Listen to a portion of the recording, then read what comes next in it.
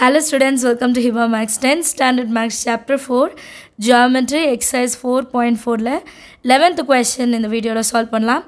கொஞ்சம் கோல்ட் இருக்கனால வாய்ஸ் சரியில்லை, ஸோ அட்ஜஸ்ட் பண்ணிக்கோங்க. Draw a tangent at any point R on the circle of radius 3.4 cm and center at P அப்படின்னு கொடுத்துருக்காங்க. So நம்ம வந்து 3.4 சென்டிமீட்டரில் ஒரு சர்க்கிள் வரையணும். அதோட பாயிண்ட் P சொல்லிட்டாங்க. அண்ட் சர்க்கிள் ஏதோ ஒரு பாயிண்ட் R எடுத்துக்கிட்டு அந்த பாயிண்டில் நம்ம ஒரு டேஞ்சென்ட்டை ட்ரா பண்ணணும். இதுதான் கொஷனில் கேட்டிருக்காங்க. இதுதான் நம்மளும் சால்வ் பண்ண போகிறோம். ரஃப் டயக்ராம் நான் வரைஞ்சிருக்கேன், அப்படியே காப்பி பண்ணிவிடுங்க. நமக்கு ஒரே ஒரு மெஷர்மெண்ட் தான் 3.14 சென்டிமீட்டர். இப்போ நம்ம சம் ட்ரா பண்ணலாம். ஃபஸ்ட்டு வந்து ஒரு பாயிண்ட் எடுத்துக்கலாம். அந்த பாயிண்ட் வந்து சென்டர், ஸோ பின்னு மென்ஷன் பண்ணிக்கிறேன். அடுத்தது ஆல்ரெடி காம்பஸில் நான் 3.4 சென்டிமீட்டருக்கு மெஷர் பண்ணி வச்சுருக்கேன், சரிங்களா? ஸோ கொஞ்சம் டயக்ராம் வந்து மெலிசாக தெரியும், நான் பென்சிலில் வரைகிறனால நான் முடிஞ்ச அளவுக்கு டார்க் பண்ண பார்க்குறேன், ஓகேவா?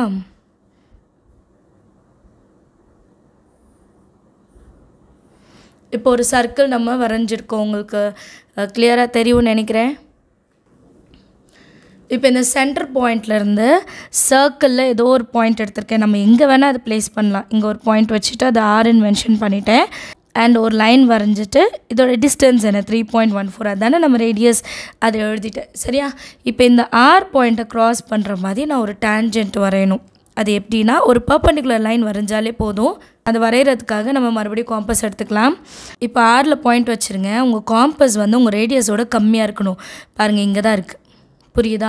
ஃபுல் லென்த் எடுத்துடக்கூடாது, ஜாஸ்தியாகவும் எடுத்துடக்கூடாது, அது கம்மியாக இருக்கணும். ஸோ இதை வச்சுட்டு ஒரு ஆர்க்கு முதல்ல கட் பண்ணுங்கள். ஒரு செமி சர்க்கிள் மாதிரி ட்ரா பண்ணிவிடுங்க. தெரியுதா? ஒரு செமி சர்க்கிள் ட்ரா பண்ணும். அதே மெஷர்மெண்ட் வச்சு இந்த லைனில் டச் பண்ணியிருக்கா, இந்த இடம் தெரியுதா? இந்த ஆர்க்கு வந்து இந்த லைனில் ஒரு இடத்துல தொட்டிருக்கா, அந்த இடத்துல இப்போ காம்பஸ் வைக்கணும். வச்சுட்டு ஒரு ஆர்க்கு கட் பண்ணுங்கள். இப்போ இங்கே ஒரு பாயிண்ட்டு தெரியுதா? இங்கே ஒரு பாயிண்ட்டு கிடைக்கும். இந்த ஆர்க்கும் கட் பண்ண பாயிண்ட். அங்கே மறுபடியும் நம்ம வந்து நம்மளோட காம்பஸ் வைக்கணும். வச்சுட்டு இன்னொரு ஆர்க் கட் பண்ணணும். இப்போ உங்களுக்கு 2 பாயிண்ட் இருக்குது. இது ஒரு பாயிண்ட், இது ஒரு பாயிண்ட். நான் பெனில் வந்து மார்க் பண்ணுறேன்.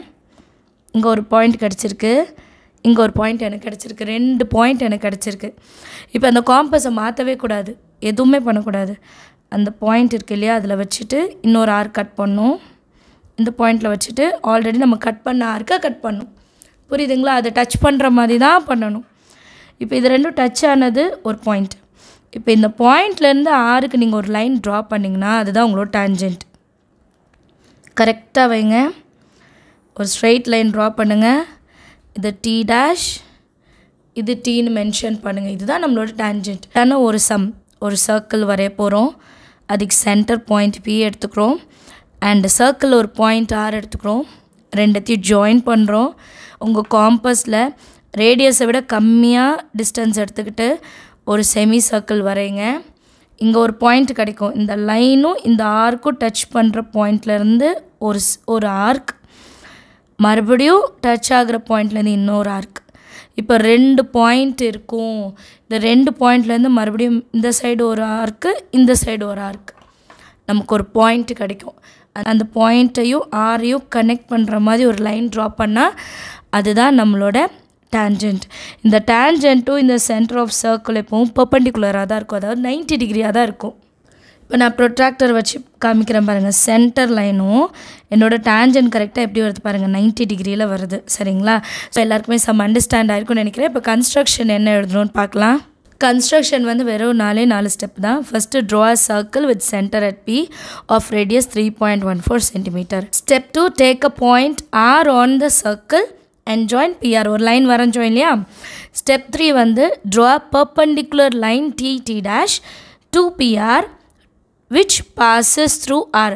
ஸோ நம்ம ஒரு ஆர் கட் பண்ணிவிட்டு மேலே ஒரு பாயிண்ட் கண்டுபிடிச்சி ஒரு லைன் ட்ரா பண்ணோம்ல, அது லாஸ்ட்டாக TD dash is the required tangent அப்படின்னு எழுதிடணும். கன்ஸ்ட்ரக்ஷன் வந்து ஓன் வேர்ட்ஸ் எழுதலாம், நானாக எழுதிக்கிறேன்னு பண்ணாதீங்க. என்ன படிச்சுட்டு போகிறீங்களோ அதை எழுதுங்க, அதுதான் நல்லது. நமக்கு மார்க்கு குறையவே கூடாது. ஒரு ப்ராக்டிக்கல் ஜியோமெட்ரி சமுக்கு 8 மார்க்னால் எனக்கு 8 மார்க் குறையாமல் கிடைக்கணும், சரியா? தேங்க்யூ ஸோ மச் ஃபார் வாட்சிங்.